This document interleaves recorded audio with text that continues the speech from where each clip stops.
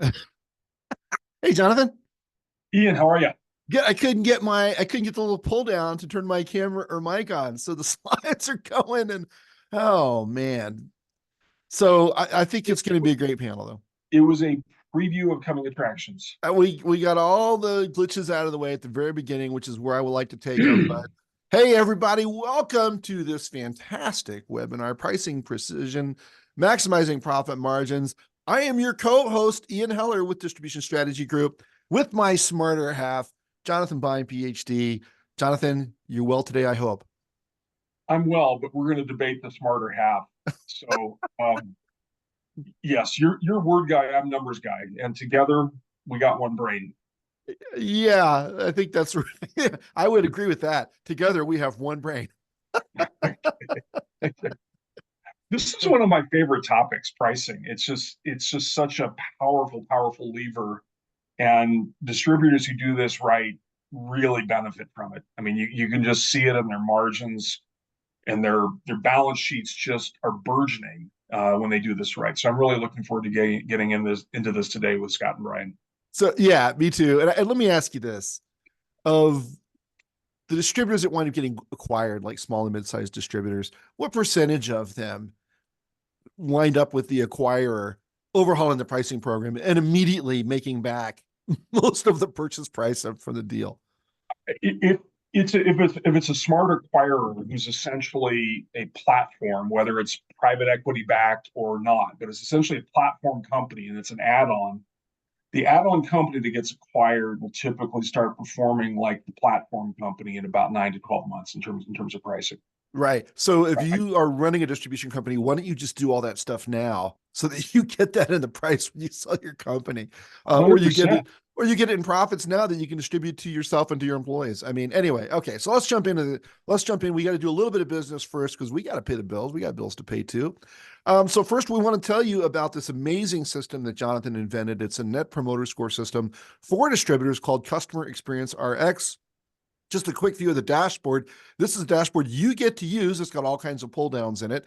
And instead of just giving you a raw NPS score, which is kind of like a temperature, like you go to the doctor and your temperature is 101, you don't know why. Here we tell you why. You get the whole blood panel, if you will. So you get ratings on everything from inventory availability to delivery quality and speed to customer service to pricing to inventory. I mean, it's amazing. And there are statistical correlations to tell you how closely each rating is tied to your overall NPS score. And you not only know how you're performing, what the performance is, you also know the importance of each of these things. It's an amazing system. If you are interested in knowing what your customers think of you in a format that is quantitative, that can be divided by region or segment or title or whatever, so that you can drive accountability and you want to have things you can act on, reach out to Jonathan. It's jbine at distributionstrategy.com. It's a brilliant system he's invented, and I'm happy to be able to sell it. Secondly, we have our second annual conference, Applied AI for Distributors. It's June 4th through 6th in Chicago at the Marriott O'Hare. We have such a great lineup this year. If you go to appliedaifordistributors.com, you can see we have general sessions on cybersecurity, applying generative AI in your business. We've got a whole session on demand generation AI that Jonathan's doing. We've got a one on pricing profitability operations that Brooks Hamilton is doing. We've got new speakers. It's going to be phenomenal. And today is the last day to get VIP status.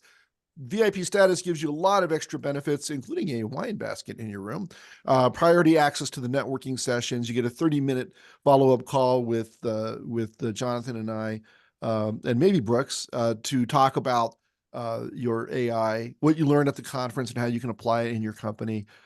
So you can scan the QR code there or go to appliedaifordistributors.com.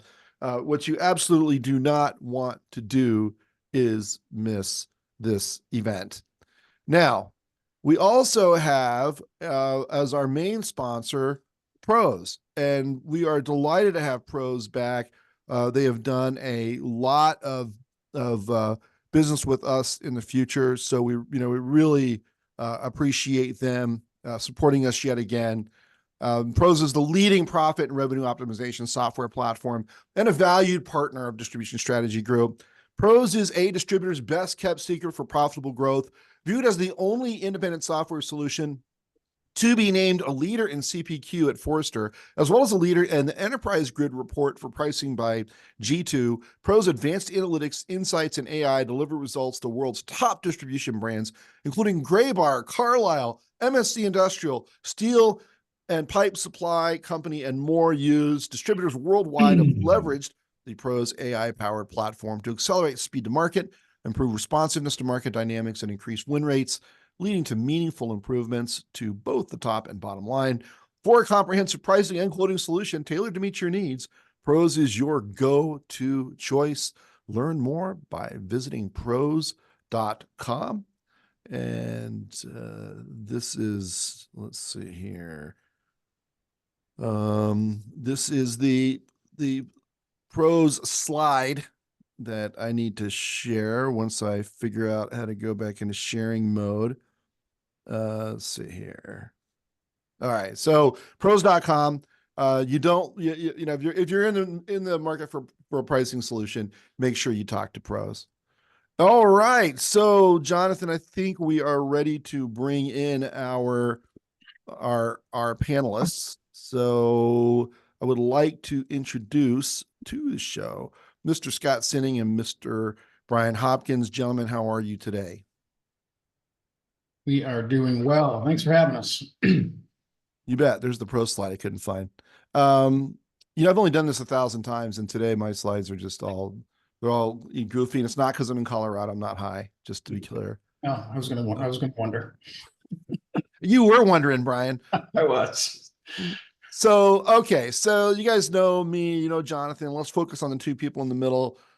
Scott, you were with Graybar for a long time, including being vice president of pricing strategy at Graybar. And was that Pros? Was that the system you're using there?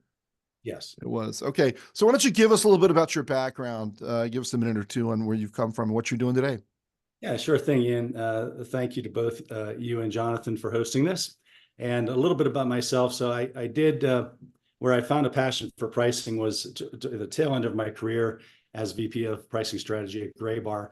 But before that, I learned a lot about how pricing should work within the organization, or at least how sales perceives and uses price to be successful every day. I started, it was a 30-year career, and I started in the warehouse as a trainee, worked my way up through finance, field credit mostly, working closely with sales reps, branch managers, customers to drive business and to drive profitable growth.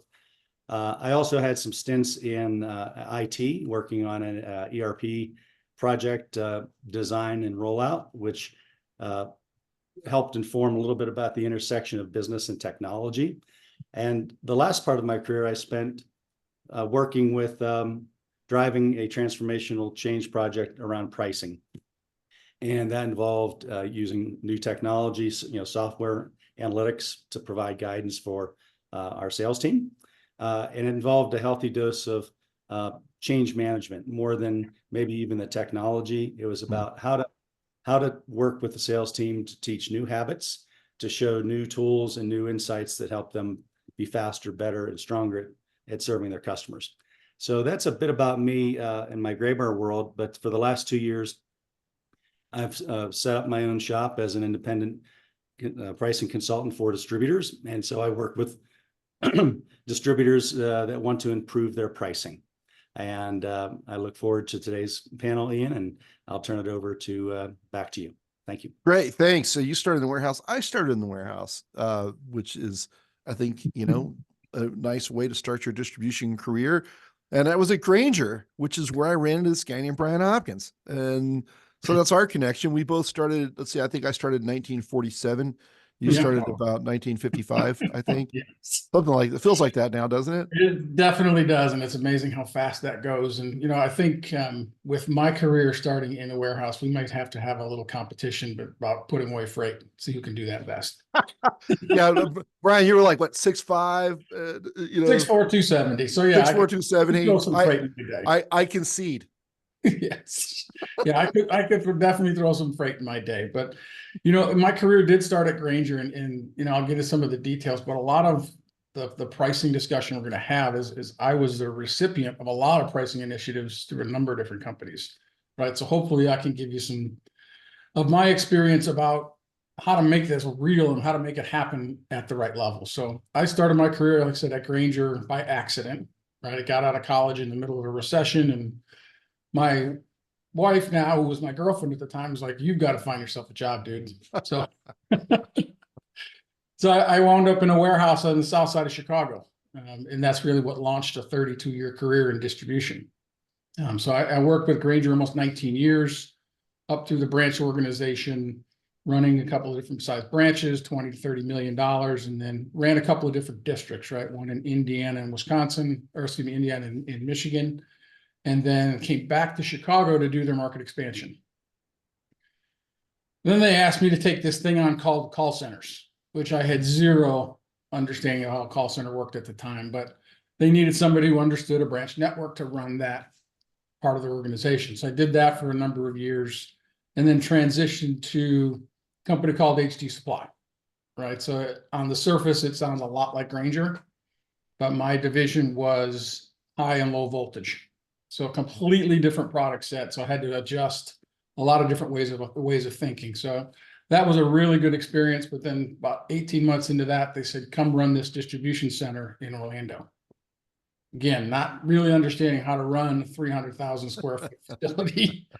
But again, I had the branch level experience to know what it meant at the branch level when you put these huge initiatives in place.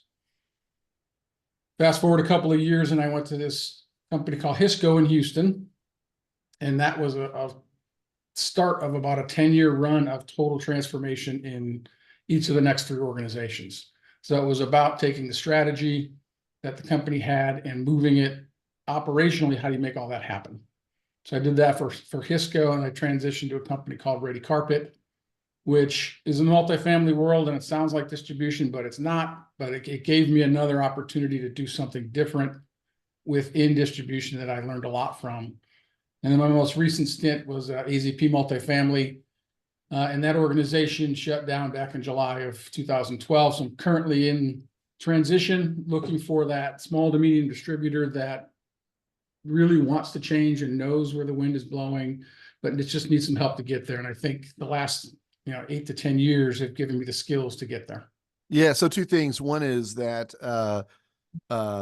first of all, I love the fact that you view pricing as part of the customer experience, right? So we've had this conversation where you can ruin a good customer experience with bad pricing strategies and tactics, especially if you implement it poorly and you have people on the phone saying, "I don't know why they priced it that way. Not my fault. Those guys in Chicago don't know what they're talking about," right? And those are discussions that will happen when your customer service people side with the customer because they don't understand what's going on. But the other thing is, if you're looking for a star talent, call me and I'll tell you all about Brian. And then Jonathan, why don't you go through your pricing background too, because you're the academic here who's actually taught it at the business school level. Yeah, I've taught it, and I've worked more on the supplier side.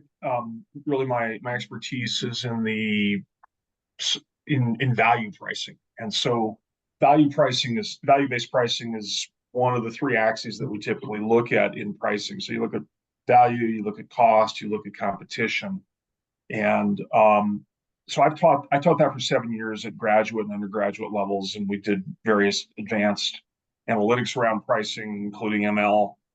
And then I've counseled a number of companies on really at the supplier tech company level on list pricing, sort of setting price as well as getting price, about how to negotiate and where to negotiate and where to make those levers. So I think the channel pricing is a different problem. There's less of an opportunity to do things around value pricing. So you have to think carefully about cost, and you have to think carefully about competition. And I think what we'll see today is that a lot of distributors have thought more about cost, at least on price setting, and then the price getting, the price you actually obtain, is affected more by competition. So, as well as some other things. Yeah. So and when it comes to lifting heavy things, by the way, I didn't work in a warehouse. I baled hay in high school, and That's I hard baled, enough. that's hard enough. I baled a lot of hay, and it's 20 pounds heavier than straw. So there you go. Oh, that's Still great. learning.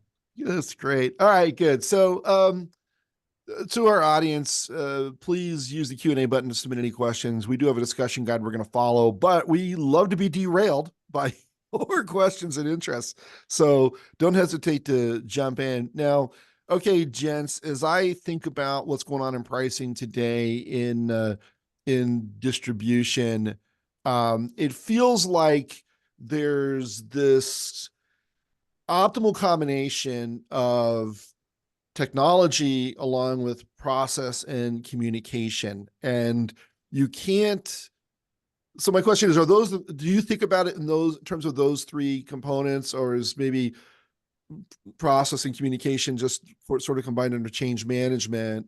Although I do think it's even bigger than that. But if you pull one out, you don't lose a third of the effectiveness. You lose like 75% of the effectiveness, and you actually run the risk of doing more harm than good. At least that's been my experience. So I don't know. Let's start with you, Scott, as the person who's led pricing for a multi-billion-dollar distributor. How do you think about I mean, do you agree with my components that it's communication, process, and technology? Do you structure it some other way? And do you agree that if you pull one out, the thing can fall apart? Yeah, thank you, Ian. For me, I think everything you've mentioned is a component. One of what I think is a mark of a successful strategy is to start with strategy first, is to know what you're doing, know what the North Star is, know what the goals of the organization are, the strategic goals of the overall company, particularly say sales and growth goals, because from there, pricing strategy derives from the alignment of the leadership on corporate strategy. So I do view pricing strategy as derived from a broader view of the company and its mission, its purpose, its values. But from there, once you have that aligned, I would agree it's the process, technology, and the people side, or the communication side. For me, it goes to the people. My belief is, after 30 years in the business, is despite all the technology and data and AI and everything else, fundamentally it's a people business. And if you don't change the hearts and mind of your inside folks and your sales team and your front line with what you're trying to do with a pricing transformation, it's going to be a tough road. So I think having that alignment, as you mentioned, having good processes that make people's lives easy, including the customer and your inside folks, having the appropriate tools, whatever that might mean for your company, that enable that work to be done, and having the people in those roles that know enough and care about the business that they're able to drive change and communicate to their fellow associates why to change old habits of throwing cost plus their favorite markup number on an order, right. and trying to move forward with how pricing can be set, as Jonathan was saying, price setting and price getting, and what that change looks like for them. So I would agree those are fundamental things. And I do think if you take any one of them out, the stool will get wobbly. You kind of need the three things working together. And when you have that working together, it can create some real change. Yeah, and I concur with starting with that strategy. But one of the things I would add to that, and it's the benefit of working at a company at Grainger for 19 years, they teach you about some of these concepts, but it's really including in the development of that strategy people who do the work, right? So we tend to have a big strategy session with the leaders in the room. We talk about what we want and we say, here's our strategy. And we don't listen to the voices of the people who actually have to execute it until it's time for them to execute. So I think a really smart way to start this is to have those people in the room as you develop what those goals and those strategies should be. Yeah. So Brian, would that be salespeople, customer service people, branch managers? I mean, how far towards the interface with the customer do you go? Is it the people who literally interface? And who's the ultimate owner? So you're talking about the set, but is there an ultimate owner of this? Yeah, I mean, I think to your question, Ian, it's the people who actually have to make these transactions happen. Yep. So it gets down to the customer service agent, and it's every one of those people who interact with a customer, because they're all going to have a little different perspective. They're all going to have a different skill set. So it's important for me to include those people in those conversations. Yeah. You know, when you and I were at HD Supply, different divisions at the same time, but we were both at a conference one time, and one of the most senior executives talked about customer service people. He referred to them as being at the bottom of the organization. And that just, I about lost my, you know what, right? Because my perspective is they're at the very front of the organization, Yes. right? And so if you think about them as the front of the organization and the ones interfacing with the customer, then you're going to want them involved in developing that strategy. If you think of them at the bottom of the organization, you think of them as not having value. Right, exactly. And to me, again, like I have a bias towards that, right? Because of the upbringing in my roles is these are the folks that actually have to make it happen. It's easy to sit in the executive chair, even at a district or regional level, and say, go do. Right. Right. So I think it's really important. And I think to your question, Jonathan, about who owns it, you know, it's eventually the leader at the top, right? So if it's a regional structure, that regional manager has to own it for that region, right? They have to own the actions and behaviors of the team that work with them. Okay, but so contrast. I mean, Scott, did you have the title VP of Pricing? Yes. Or okay, so Brian, in that scenario, is there a head of pricing, whether it's director or VP? There could be, right? I mean, we were at Hisco and we didn't have a person we had an analytics team and they were responsible for helping develop the strategy around pricing, but ultimately it was the head of sales who was responsible for that execution, right? So not all organizations are going to be able to have a VP of pricing, right? So sometimes it's just somebody has a knack for it and they say you're in charge now. Scott, what have you seen when sales owns pricing? Well, I think that goes to a question of who should own it. And there might be a case based on the company's needs, its talent pool, its executive bandwidth, where it could make sense to reside in sales, marketing, finance, operations, you name it.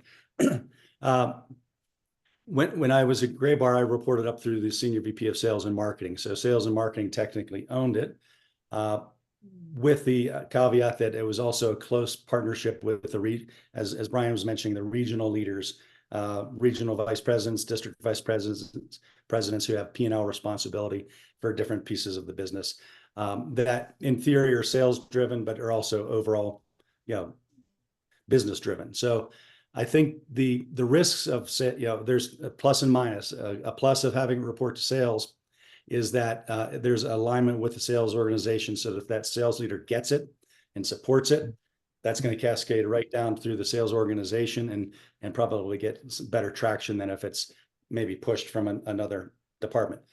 A downside is that, and I think other people have used this, it's the fox and the henhouse model, is if you have sales owning it, and unless that sales leader is truly looking at things differently, they may just perpetuate habits of driving margin, driving compensation and incentive that does not necessarily drive net profit.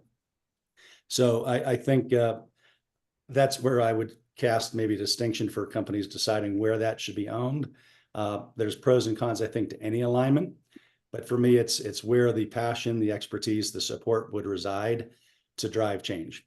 And that might be a function of bandwidth or personality, or even functional responsibility as well. But to me, some of the intangibles of success go beyond the departmental function, but to the individual who's being that change agent at the executive level. Awesome. I just thought of another layer to this question. The setting versus getting. So would it be the case that whoever owns pricing has the setting and the policy, but then the rest of the organization has responsibility for getting price?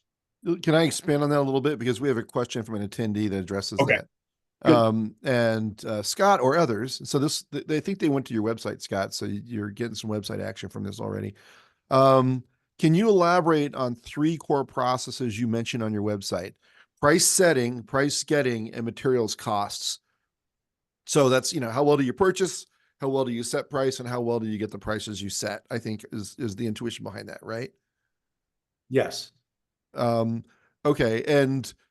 And so to your question, Jonathan, do those belong in different areas, right? So you might say category management is responsible for the materials costs, and price setting is the pricing department, price getting is customer service and sale. I don't know. I mean, how do you, and am I asking your question fairly, Jonathan? How do you assign responsibility for those? And then how do you orchestrate it to maximize profitability? Scott, we'll start with you, but then Brian, I'd like to get your perspective too. Yeah, sure.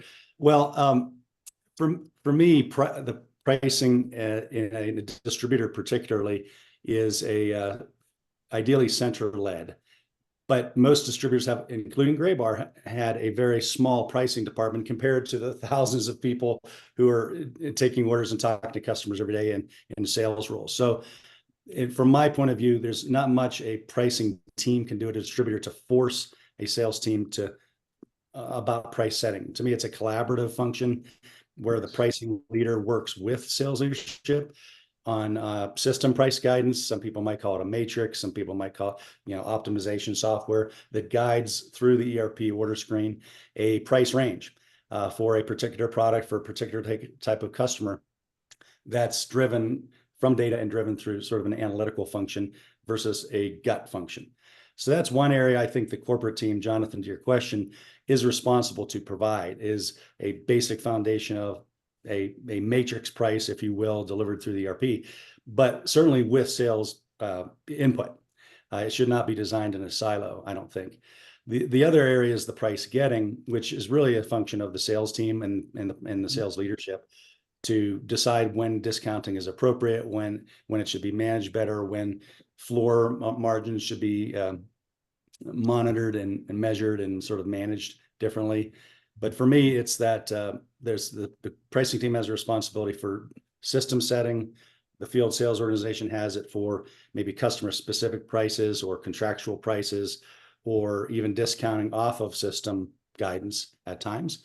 And that's how I would see it, as the distinction between what a pricing team should do to support sales and profitable growth. It's more guidance than prescription.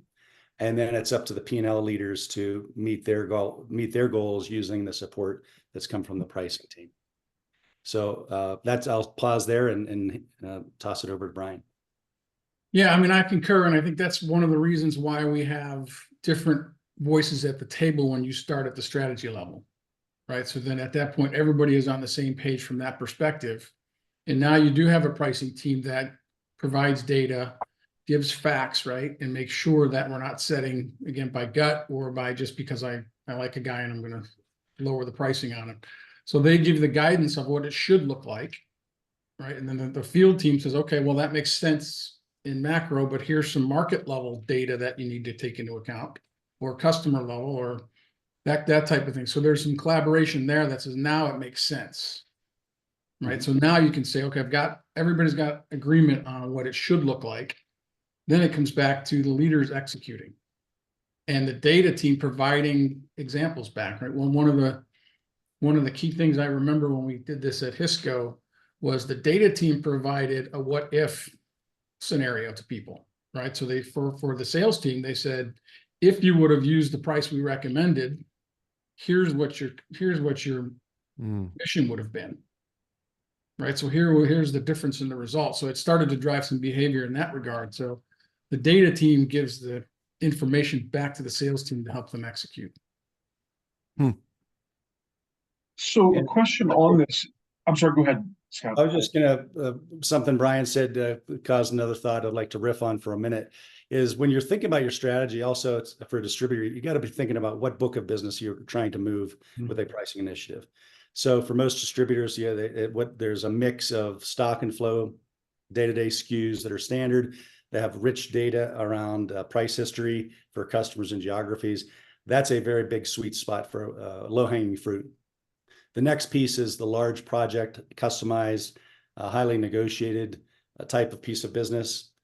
That's probably not on the first part of your radar as you're thinking about price optimization in your business to squeeze more margin out of some less sensitive customers and prices.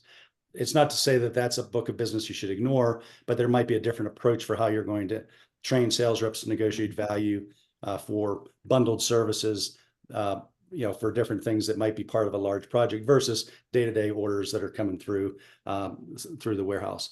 And then the last piece is really the contractual pricing.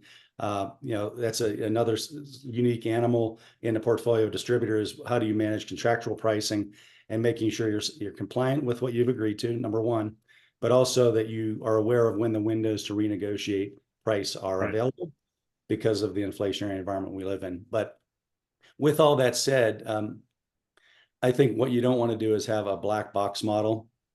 And what I mean by that is, Jonathan, to your question on who should set prices and where that might reside in the organization, wherever it resides, at least in my opinion, and I think it's the best practice, is don't have it be a mystery.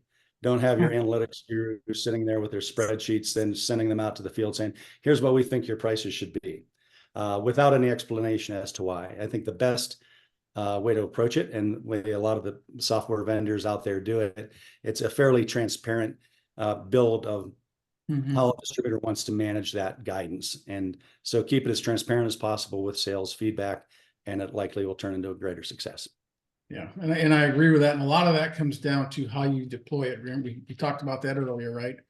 So when I think about deployment, it's, my continuous improvement mindset goes into gear and says, you've got the strategy aligned, you know what you want to do, but that next layer down is, how do you teach the leaders about what you're looking for, right? So as you ultimately get to deploying to the field level folks, the mid-level leaders know exactly what you're trying to do, why you're trying to do it, what are the barriers they're going to run up against, so they can take a lot of those questions and it feels more transparent to them, versus corporate just said, we've got to go to this price level and that's the end of it. So you've both seen the pricing journey, if you will, pricing excellence journey in multiple organizations. What have you seen in organizations that are resistant to change around pricing, or even recalcitrant? Maybe starting with you, Brian. What have you seen that works, or did it not work? I mean, are there some organizations just like, nope, field sales got this, bunch of cowboys and cowgirls, and we're not going to be able to change pricing? Yeah, I've seen it a couple different places, and I won't name names, but there's one in particular that this comes to fruition, right? That comes to mind, right? Is it just the field level owned it for such a long time? They own the relationship with the vendors. They own the pricing in the local markets, and all of that was beginning to change, right? So they started to put in a professional product management organization, and they started managing pricing. So that level of resistance came up. So they started putting a pricing team in place, and all of a sudden, that level of resistance. But what really made the difference is that mid-level manager got involved with what was happening, right? Because they had been the ones that their team had always gone to and said, hey, I need to price this project, or here's the piece of business I want to get. I need to price this out, help me. And they would collaborate. Now they brought in these mid-level managers to see how the pricing team was putting these pricings together. What was the magic behind the screen?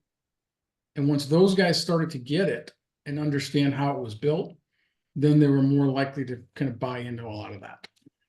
But initially it was, you're not touching the pricing, we own it. And it took probably a good 18 months before it finally turned over. Well, Scott, how about you? Yeah, good question. And I feel like at an organization level, Jonathan, I've not seen an organization being resistant to it, at least in my experience and my practice at this point. But certainly within an organization, you're going to have people who are early adopters and who get it and who are like on board day one. And you're going to have other folks that are like, no, I don't want to do it. I don't want to change. I'm good. Stay out of my business. But I think that goes to the idea of how you communicate it, how you make it, how you show folks that there's a better way using data analytics and giving the sales team support.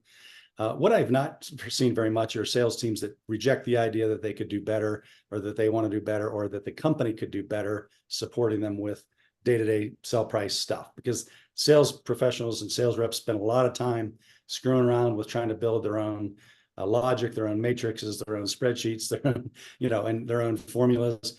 And it takes a lot of their time versus having a system that's able to do it. And if it's done well, they're more than happy to turn over the reins. So I think sales teams want a modernization of the pricing environment within their companies, because it saves them time, makes them more money. Yeah. And I, for one, don't blame sales reps I kind of bristle when I hear people talking about sales in a way that, well, they discount too much or they have these bad habits of favor numbers. Well, of course they do, because for 100 years in distribution, most distributors never gave their sales teams anything else to work with other than, here's your costs, here's your budget, good luck, go get them. And if you don't hit your numbers, we're gonna yell at you. And so with the advent of analytics and software to manage all of this data in a better way, I feel it's just an opportunity for the pricing leader and the executives to communicate. We know this has changed, but look at it as a support, not as someone taking over pricing. So I think pricing and distributor is a support function of sales. Sales needs to own the result because they're in the front line doing it every day. But most distributors can do a much better job of supporting, providing a framework for their sales team at the regional, branch, individual sales rep level to help them get more, to make it an easier part of their job to have a positive customer experience when they give day-to-day pricing out. Well, and consistency, right? I mean, how many times have you seen a problem with a customer because they got charged different prices for the same item from different locations, or sometimes the same location? And that causes all kinds of issues, and you have to have good professional pricing processes to ensure consistency. Yeah, and I think it's important too, especially in the smaller organizations, that there's this level of flexibility that goes along with this as you progress, right? Because if you immediately take away every lever that they have and don't give them anything good to work with, there's going to be a lot of resistance, right? There's always going to be some local reason to do something different than the masses. But as long as you've got some level of control, or some level of compliance around it, that it's this percentage that you're okay to move off of the system price, that's fine. But if you have majority have that compliance, then I think you're in much better shape as you start this. Well, except in this area, Brian, because people are particularly price sensitive where I live. Yeah. Exactly. I feel like driving change, for the audience to think about this, you're never going to get perfect adoption. Right. Exactly. So you kind of get out of the idea that you got everyone on the same page, everybody buying at the same level, because you probably won't. But you want to think of this as an adoption curve, and where your early and mid adopters are, capture them, get them on board. And you're going to have some late adopters, and maybe it's your star sales rep, maybe it's your most tenured people that are like, we've seen this movie before, we don't want to do it, we're good. And you have to deal with those case by case. But really, for me, the transformational change is to drive what you can control, and the hearts and minds will follow. And for distributors, it's that generational transfer of knowledge. Is how do you help your newer employees learn the right habits that you want them to learn using technology, and for the future, versus trying to get everybody maybe bought into something that you're not going to be able to do. So focus on newer employees as well as teachable, more mature employees who get it and want to use something that helps them do their job. Hey, so we got a couple of great questions from the audience as usual. First question is, how often can an inside or outside person know where the competition is selling? Cost plus comment is cost plus is a guess as to where they should be versus accurately knowing where a competitor is selling it. So I guess, how do you get competitive intelligence in pricing? How do you think about that? So, Go ahead, Ryan. So some of the things I've seen is, the marketing team actually played a big role in some of this, at Hisco, where they did a lot of the web scraping, right? So they understood from a web perspective what was out there currently, right? And it doesn't include discounts that people get, but it started to give the organization at least a line of sight to what the competition was doing. So it was a way to take that data and bring it into the organization where it didn't exist before. Okay, so screen scraping to get the list price, at least. Yeah, right. So that at least gives you a baseline for where you need to be. Yes. Okay. I've seen a fair bit of that in retail, by the way. It's not commonly practiced in distribution. I think there's just as a host, as opposed to a panelist, I have an opinion that there's a big opportunity to get more competitive intelligence. Scott, what have you seen?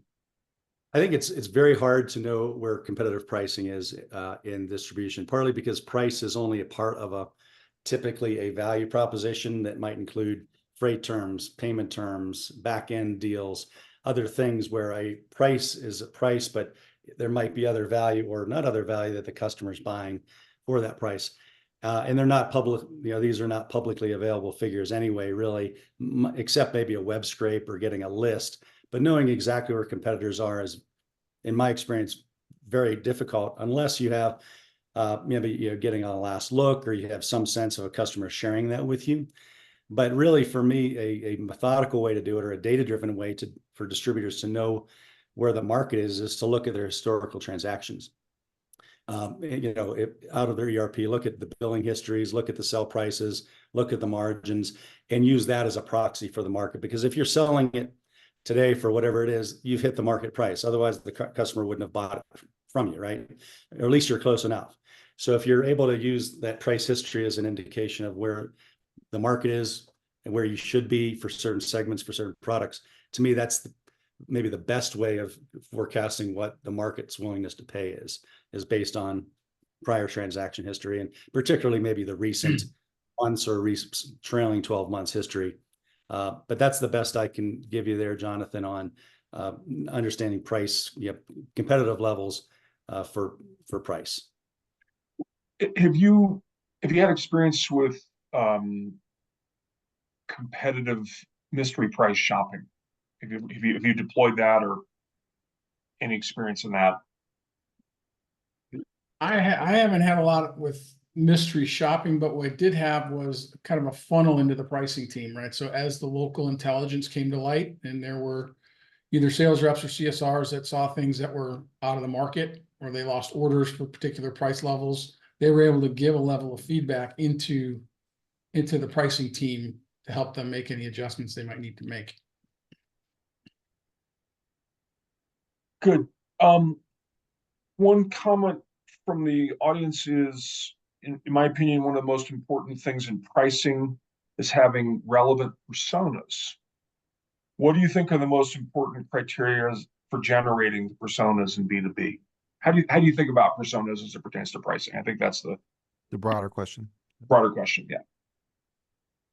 Yeah, the way I view it is knowing why customers buy from you, right? So, in one particular stop, we had to educate the team on the property manager, right? What does the property manager care about? Right. So most of the time the team was interacting with property managers.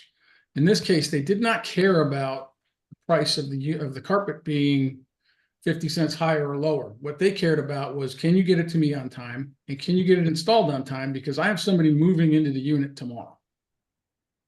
So that was educating that team. And we did a whole host of program around it that educated them about why they buy from us and what's important to them. So I think you can expand on that in an organization that develops personas around each one of those things. So one of the things I'm hearing in that notion of a persona is the price sensitivity of the persona. Yes, correct. This person's responsible for install. It's got to get done tomorrow. This person's repairing something on the pipeline. Price is no object. That persona, right? Well, but I think it's also services, right? Because both you're talking about installing the carpet, right? So this is not just selling the product, it's installing it. So Ron Paulson, who, by the way, is taking the blame for hiring you at Grainger. Thanks, Ron. So RP, my man. So he's saying, look, pricing has to be taken into account when you're doing services too, right? Yeah. So I guess I think that's a much harder thing for distributors to figure out and to implement, because they've been giving away services for free for so long. But how do you guys think about pricing services? And we got a bunch of questions stacked up, so not too long, but just maybe a minute or two on pricing for services. Yeah, I think that's a new frontier for most distributors is, as you were mentioning, Ian, I think the historical way of pricing services was, well, to include it with the sell price. Or the customer was better at negotiating, and at the end, after negotiating a project, or maybe what was expected to be a drop ship deal, it's like, well, hey, can you store this for me for 3 months? Can you send a truck out every day? Can you cut the wire, parallel the wire, kit it, whatever it's going to be. And sometimes I think that as distributors get more sophisticated with pricing, it's how to train your sales force on the negotiation tactics of a buyer, as well as how to communicate the value you're providing with those services. And then be disciplined with how that's communicated and sold to the customer, so that they see the value, in terms of what it saves them on labor and safety issues and extra work on the job site. Because for a lot of customers, they also have labor resource constraints. So the more the distributor can pick up, for a customer, as well as frankly, even manufacturers, there's value there. And the trick is figuring out how do you create that value, communicate it, and capture it. But that's, I think, an emerging topic for a lot of distributors, is to get much better at that. And I think we are, as a distribution community, getting better at it, but it's probably sort of the next stage after, or at least in parallel to stock goods pricing, is how do you also address that bundled services aspect of project business that has value to the customer, but maybe has been undersold by distributors as real value. And the better you can get at that, the more price realization you'll get. Let's talk a little bit about where AI fits into pricing, and maybe let's talk about it again of setting versus getting. So what are you seeing, Scott, around AI and price setting? And we'll go to Brian, and then we'll talk about getting.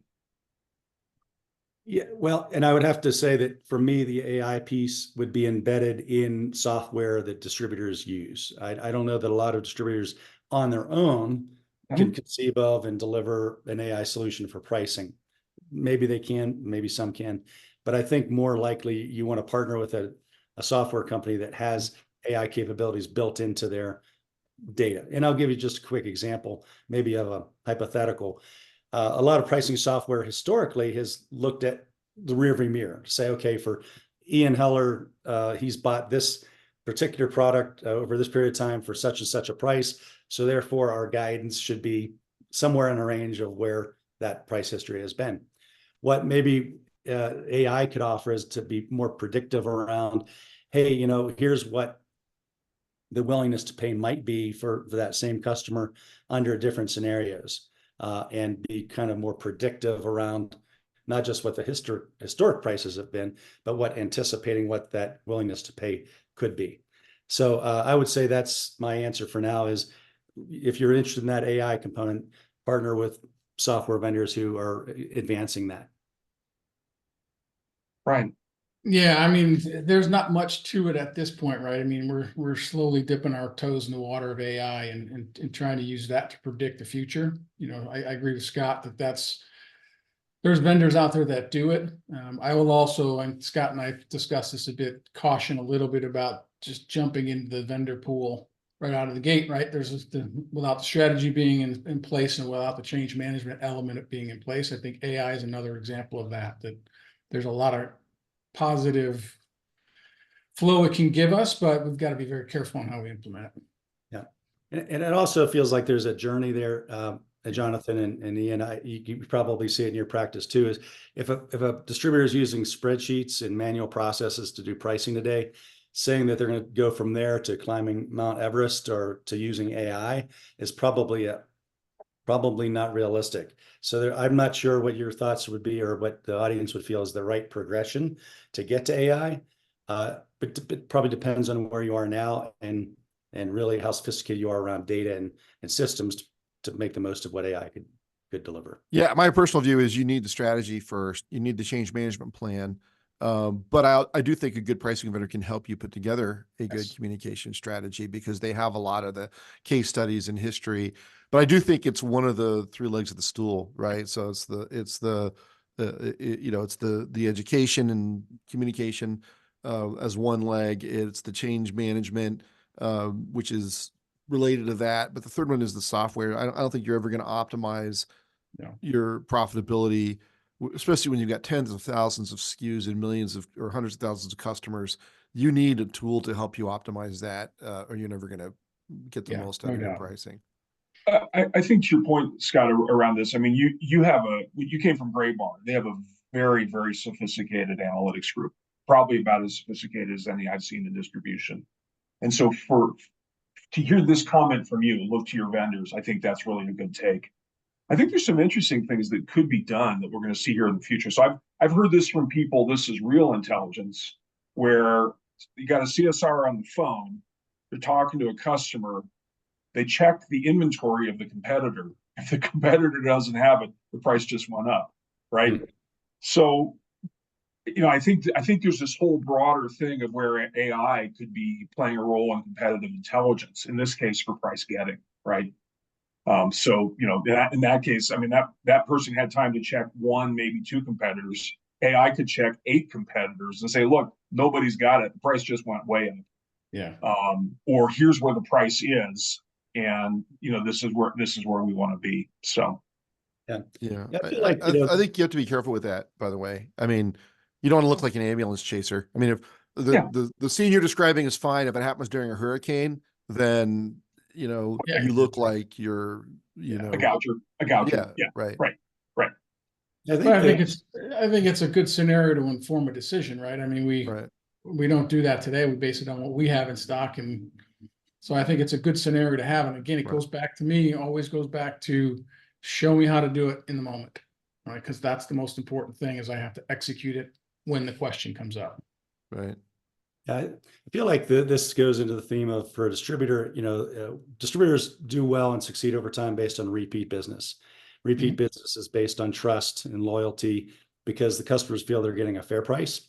And it's fast and it's frictionless and easy to do business. So I think there's times to optimize levels based on supply and demand, to your point there, Jonathan, with the caveat that you still want to be fair, because at some point the customer is going to figure out that maybe they paid too high of a price and you took advantage of them because you could in that moment, and they're going to make you pay for it. If and put you in the penalty box or open up a whole new pricing negotiation. So I think for me, it's if you can consistently deliver a fair price across your customers and products, that will give you the margin lift that every distributor would like to see, without thinking of pricing as trying to optimize the price on every single transaction. Fair enough, but as as other people said, it's a game of inches. So if I got a point or two higher, that's probably not going to have much effect on the customer experience or on elasticity. And that's the thing. That's where you start to win, right? You can be great at price setting. If your organization is not good at price getting, all the good price setting in the world goes to naught. So 100%. So we've got a question on how to think about rebates as a component of the pricing strategy. Love to get your thoughts, each of you, on that. Maybe somewhat quickly, because I think we'll try to wrap up here in about the next 2 to 3 minutes. Sure. And I'm going to answer that real quickly here. Assuming rebates means, could mean a ship and debit agreement or a SPA agreement in the electrical business, or it might mean a back-end volume incentive that's off invoice and handled later. But for the moment, I'll just stick with special price agreements and cost. That is a game that must be played well. And because the manufacturers offer the channel agreements to their distributors to sell more of their stuff, and in which case they'll give a better cost. So I think the game there is to make sure that you're analyzing and supporting and making the most out of those SPA agreements that are a win-win for manufacturers, for the distributor, and for the end customer when they're done right. But I feel like a lot of distributors have that as an administrative back office task that's overwhelmed and manual, versus having it more of a front end with the sales team so that it's more proactive, analytical driven, in support of helping sales drive profitable growth. Yeah, I agree with it. It's got to have a great process attached to it. I've had a couple instances where it wasn't very good, so you didn't take full advantage of it. But on the other side of it, we had a really good process with the rebates that at the end of the year created, a lift into EBITDA. It didn't necessarily translate into what they were charging at the street level pricing. It really was just a profit driver at the end. Yeah, I think most distributors leave that out of their pricing matrices, right? It's a little sweetener for the company. All right, so here's how you can reach our panelists. Let's see here. You can, man, I tell you, I'm having more slide trouble today. So pardon me, but let's see here. Can you guys see my slide that says upcoming events? Probably not, huh? Yep. All right, let me try one more time here. Here it is. Okay, at the bottom of the screen, on the bottom right, you'll see Scott Sinning, Scott at pricingfordistributors.com. Brian Hopkins at 77@att.net. We have 2 upcoming programs. Please hang on while I tell you about our February 7th program, Understanding the New Wave of E-commerce Technology. I'll be hosting a tech leaders panel with Jacob Zakruski. Sorry, Jacoby, excuse me. Sorry, Jacoby, if I messed that up.